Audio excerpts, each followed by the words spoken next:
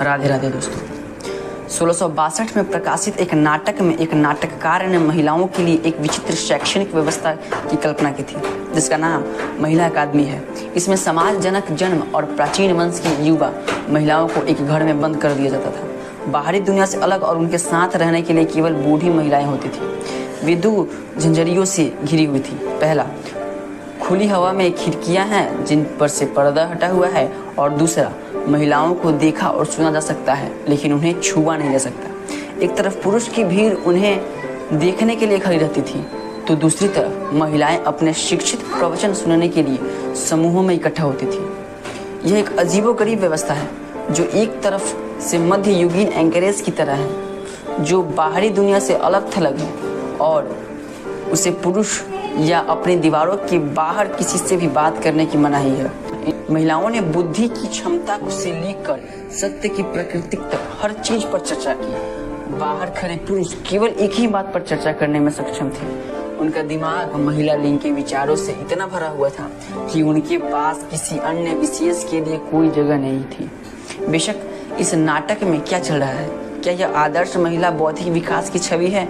हो सकता है, लेकिन इसमें एक पेच है। शिक्षित होने वाली महिलाएं अपनी वाक्पटुता का उपयोग यह दावा करने के लिए करती थी कि महिलाएं बुद्धिमान होने में असमर्थ हैं, और यह किसी महिला के लिए सार्वजनिक रूप से खुद को निर्दोष साबित करना लगभग असंभव है। तो क्या यह 17वीं सदी के किसी महिला द्वेषी बुद्धिजीवी द्वारा गढ़ा गया स्त्री द्वेष का काम है? शायद ही महिलाएं खुद को बेहतर बनाने के लिए जितना हो सके उतना सीखने के बारे में चिंतित है, और जिन पुरुषों से वे बचती थी वे पुरुष पूरी तरह से मूर्ख प्रतीत होते हैं। 17वीं शताब्दी के मध्य तक औपचारिक महिला शिक्षा का विचार फैलने लगा था। 1673 की गर्मियों में लंदन के उत्तर में टोटेनहैम के एक स्कूल ने सज्जन महिलाओं को शिक्षित करने की अपनी क्षमता का विज्ञापन किया। लेकिन 1620 के दशक में जब नाटक के लेखक का जन्म हुआ तो ऐसा कोई भाग नहीं था। एक निश्चित सामाजिक वर्ग की महिलाओं ने केवल स्त्री उचित आवश्यक चीजें ही सीखी थी, जैसे सिलाई, नृत्य और बकवास कैसे करें। अपनी काल्पनिक दुनिया और असंगत विरोधाभासों के साथ द फीमेल एकेडमी अपनी लेखिका मार्गरेट कैवेंडिश के बारे में सोचने का एक अच्छा तरीका है। कवि, दार्शनिक, वैज्ञानिक, नाटककार, फैशन अग्रणी, विज्ञान तथा लेखिका और शुरुआती नारीवादी के साथ साथ उनके काम के शीर्षक और भी बहुत थे। कैवेंडिश एक हिंसक गृह युद्ध में रही। उन्होंने अपनी कविता, गद्य और नाटक को अपने नाम से प्रकाशित किया, जबकि ऐसा करना एक महिला के लिए बिल्कुल भी सुनने में नहीं आया था, और वे एक शुरुआती आधुनिक सेलिब्रिटी बन गई। वह उस दौर के स्रोतों के पन्नों पर नजर डालती है।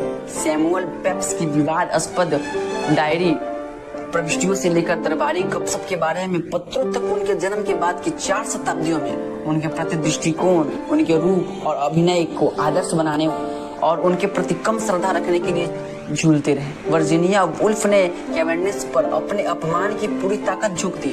उन्हें पागल और पक्षी बुद्धि, विशाल ककड़ी और चतुर लकड़ियों को डराने वाली एक डरावनी चीज कहा। 1979 के आखिर में एक साहित्यकार अध्ययन ने तर्क दिया कि कैवेंडिश का लेखक उनके सिजोफ्रेनिया का सबूत था। एक कैवेंडिश नारीवादी अग्रणी थी या एक विलक्षण शौकिया अरबिक वैज्ञानिक